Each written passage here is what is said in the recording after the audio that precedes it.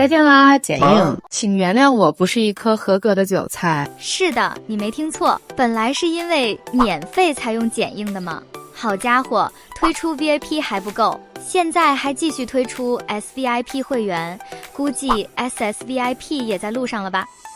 作为一名 AI 工具推荐内容的创作者，不管 AI 工具用的多熟练，发布影片的最后一步还是剪辑，所以我心目中最理想的剪辑工具其实是一个简单、直接、高效，最好还带一点 AI 功能的剪辑软件。今天我要告别那些让人眼花缭乱的会员等级和不断升级费用的套娃收费机制，推荐一款兼具 AI 功能的同时，真正为创作者着想的剪辑软件。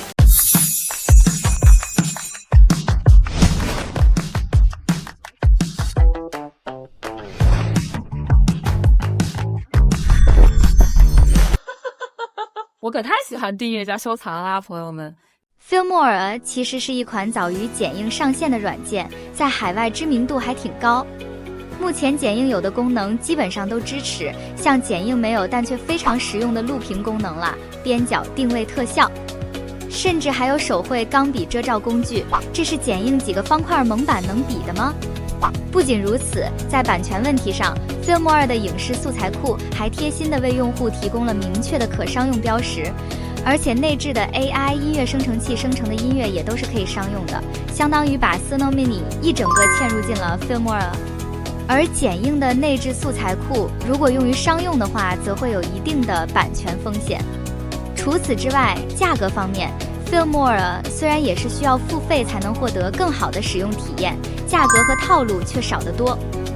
目前拥有众多 AI 功能的 Filmora 13终身版仅需2380新台币，一次付费，终身使用，还赠送1000的 AI 点数，并且在 Filmora 14出来之前还会持续免费更新，目前已经更新到了13.6版本。现在我拿到了 Filmora 的7天粉丝体验权益给大家使用，通过我提供的链接下载可以获得7天免费体验。那链接呢，我会放在视频描述和置顶评论当中。来，让我们打开 Filmora， 首先第一个功能就是 AI 文字转影片的功能。点击进去之后，这里可以把你事先准备好的文字复制进来。如果你现在暂时想不出文稿，你也可以选择由 AI 帮我们生成。点击进来，你可以在这里选择合适的文字类型，比如资讯性和说明性的文章、意见、观点、产品介绍等。我们就选择第一个吧。接下来可以输入一个文字主题，比如主题是咖啡的起源。你可以在下面输入更多详细资料，比如让 AI 生成关于咖啡的历史起源、如何产生制作的，并且如何发展到现在的咖啡产业的内容。都填写好之后，我们点击生成。可以看到右下方这里显示是可以支持1000字生成的。如果你觉得文本不够详细，可以让 AI 帮你继续补充。下面这里可以选择语言，这里除了中文之外，还支持多国语种供大家选择。那我们就选择一个中文的声音。如果预设里没有自己喜欢的呢，你甚至可以克隆一个属于你自己的 AI 语音包，点击这里的语音复制就行。最下面是一个生成影片的比例，比如我们做横屏的影片就是16:9，竖屏的短影片就是9:16。选择好之后，我们点击这里就可以开始生成影片了。好，我们一起来看一下。咖啡起源于非洲的埃塞俄比亚。传说中，一名牧羊人发现他的羊群在食用一种神奇的红色果实后异常活跃，由此发现了咖啡。下面我们将一起走进咖啡的发展史。品味这浓郁的香气。实话实说，我是愿意为这个功能付费的，毕竟只需输入一段文字，就能够自动帮我生成一段有画面有配音的影片，做一般需求的解说影片绰绰有余，而且真的很省时间。第二个功能就是 AI 文字型编辑，这个功能可以根据影片中的文字删除我们不需要的短片。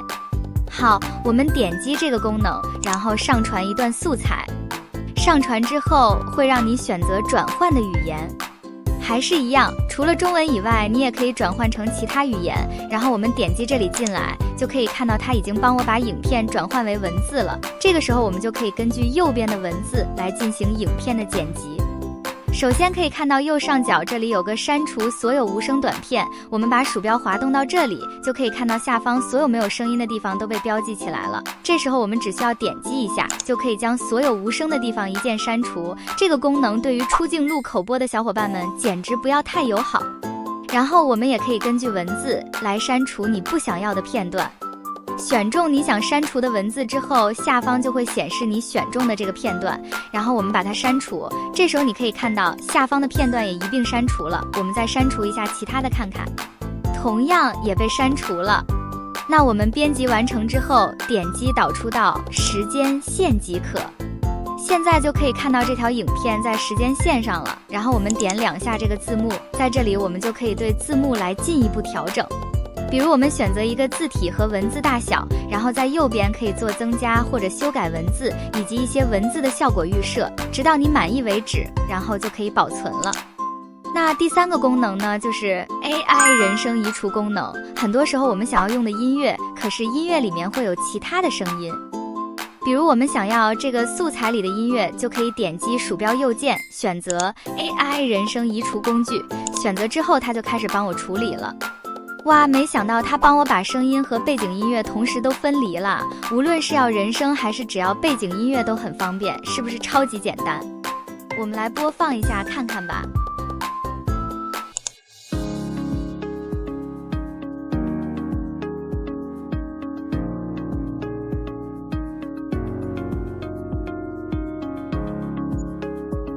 一起走进咖啡的发展史，品味这浓郁的香气之旅。